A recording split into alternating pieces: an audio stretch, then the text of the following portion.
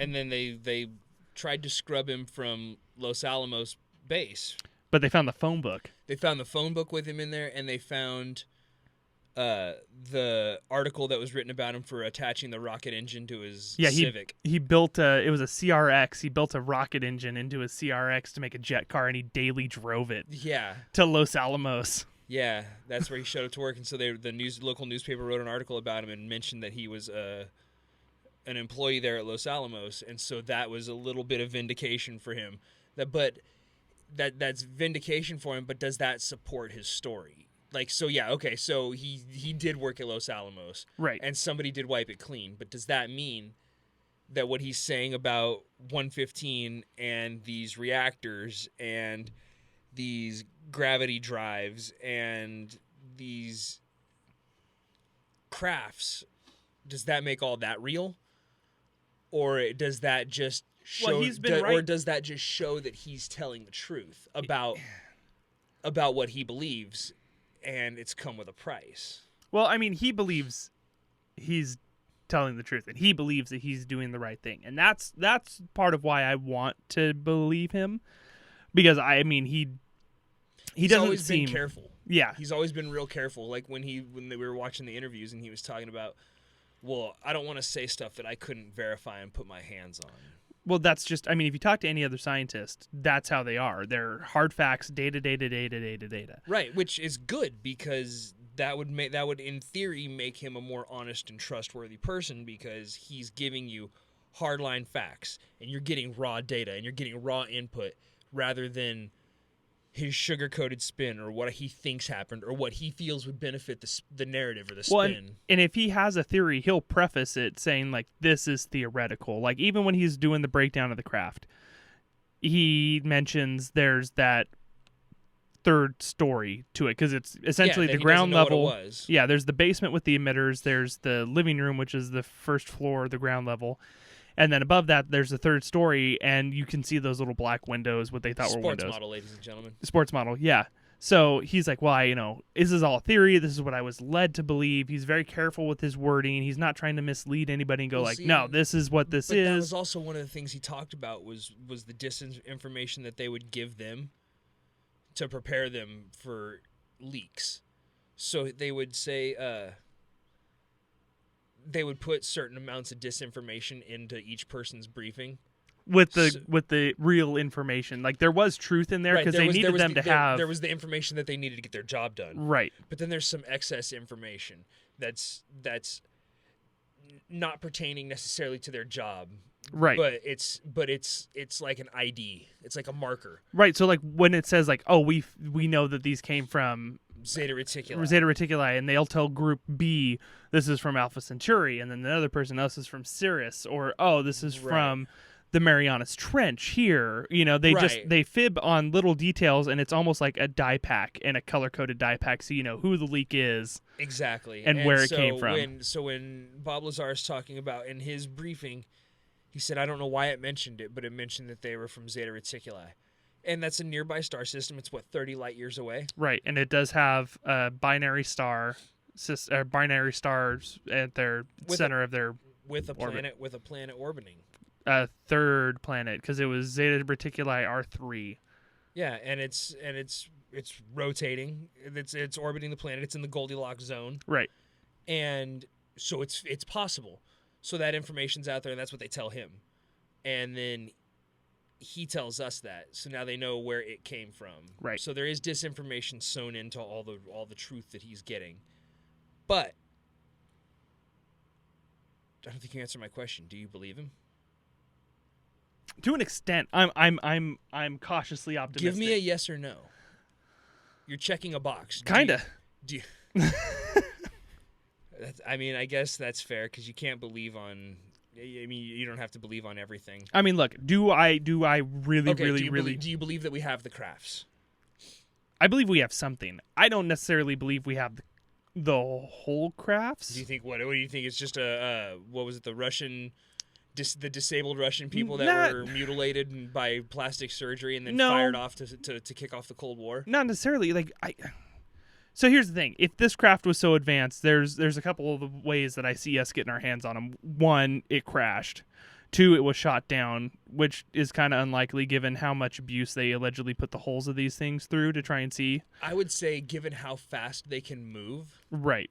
It'd be such a lucky shot.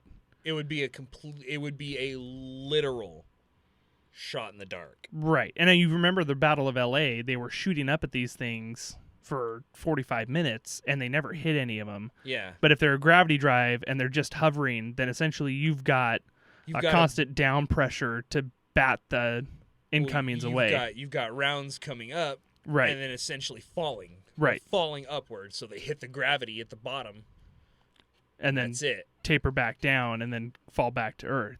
Right. But I mean, I guess if you could hit one, it would be like having a rain stick and turning it like this so everything falls, and then when it gets to the bottom, turning it so it falls back. Exactly. So, I mean, hitting it, you'd have to hit it from the top down because that's where that weakness is in that heart shape. Yeah, because the sport field model that they were talking about, the saucer that they were talking about, has the bottom chamber with the drives. It has the living room with the reactor and the seats right, and everything, and it has the navigation system, the theoretical navigation system at the top, and the antenna. The antenna forces the energy out around it and back down to the bottom, and that's the heart shape that he was talking about. Right. Okay. And if that's the only weakness is that top where the heart comes in and doubles in on itself, you would have to hit it top down. Yeah. Just to crash one of these things. So that's that second theory pretty much shot. Third theory from the is back when it stands up to leave. Exactly. But they don't do that in Earth atmosphere because it creates too much drag. It slows them down. So, because air is still a thing. I mean, no matter what you want to say about gravity and stuff, air is still a thing. Right, aerodynamics. resistance. There's a reason why they fly profile when they're flying through atmosphere, and then once they get up, they do the belly maneuver and take off because there's no drag in space. Makes sense. It's a vacuum. Exactly. So, third theory, they parked it, walked away from them, and then we found them buried in an archaeological dig, which Bob mentions that one or more of them were found at a dig site, which immediately made me think, well, if they were all grouped together, then it was a landing field, which means somebody came here, stayed here, and never left. Forgot where they parked their car. Or lost the keys. Yeah. You know, so that's how we... My dad's going to be so mad. We're so fucked. You know? So, I mean, that's really... How did we get a hold of these things? If they're so fucking badass, we didn't just walk up and be like, hey, can we have your ship, please? What about the Greada Treaty? Which is something we can talk about at a different time. If they're going to give us their tech, you would think they give us the blueprints and not just like, here's a car. You know, it's not like maybe that's part of it because you have to. What is it? Not the Fermi paradox where you have to. Fermi paradox has to do with time travel, I think. Right. So what's the one where we haven't advanced far enough to meet these other civilizations? No, Fermi paradox is. If there's so many civilizations, why haven't we ran across one yet? Right. That's the number games one. If there's so many planets and they're all populated, why haven't we ran into one yet? That's the number game one. I don't know which one I don't know the name of the one you're talking about, but I'm aware of the theory. Right. So if I personally think that maybe it crashed. Maybe the first one crashed.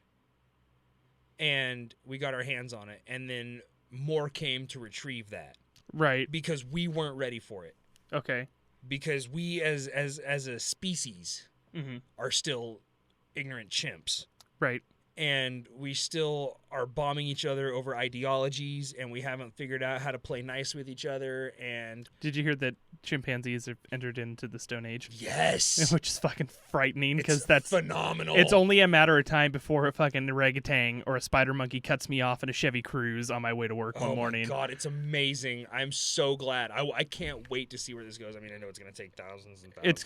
It's going to end up with a chimp in a Honda Civic hatchback throwing shit out the window because it's on its way to work and it got cut off and it has road rage. What if there was one before us? What do you mean? What if there was a civilization before us? You're talking a cyclical evolution cycle? A cyclical evolution cycle. But so what if there was a civilization before us, and it grew and it grew and it grew and it grew, and then it evolved to a certain point, and then the impending apocalypse, the result of what it was that they did, was gonna wipe them out, so they fled the planet. And then big reset happens, and then we come along. And then we survived because we hadn't evolved to that point yet to be vulnerable to whatever it was that killed them. So you're touching upon... And then now monkeys are next in line, and they're Right. going to be the next ones to become human. After we bail. And we're going to be the ones to become what they were when they went and colonized the rest of the universe. So what we're seeing coming back are future versions of what we're going to look like, where we were, and then they left and colonized, and then we moved up, and like it's like a queue, and everybody just steps forward one. So, two things. One, you're touching on essentially the whole premise of the Mass Effect trilogy, the first 3 games. The whole premise of those games, spoiler alert for games that have been out again for 10 years, game that started on the Xbox 360. The same thing, exactly what you're describing, except it's on a galaxy-wide scale. And they do exactly what you're talking about. This race called the Reapers allows humanity and all the other civilizations in the Milky Way to advance to a certain stage of evolution, and then it comes in and it reaps the populations. Not just humans. If humans get to a certain point, it comes in and it squeegees the galaxy of any significantly advanced life form. I.e. humans, aliens, everything that's in the Milky Way. But it leaves like cows, chimps, monkeys, chickens, stuff like that alone because it's not sentient life, and it allows the cycle to restart. But it's not a malignant sentient life like humans are. Exactly. I mean, if it would essentially it would probably come and attack New York City, but it would leave like the Amazon alone. Like if it flew over.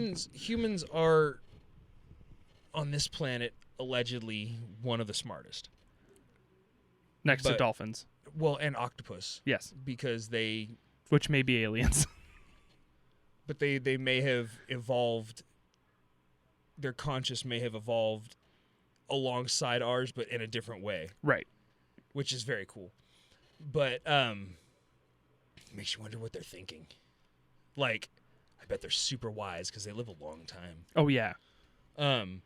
Anyway. Like the wise old man that shows up in all those movies, except it's just an octopus. Right. I don't know how the fuck owls became the mascot for wisdom. When it should have been a squid. Should have been. Well, yeah. I've seen that movie. This has been another presentation from Super Network.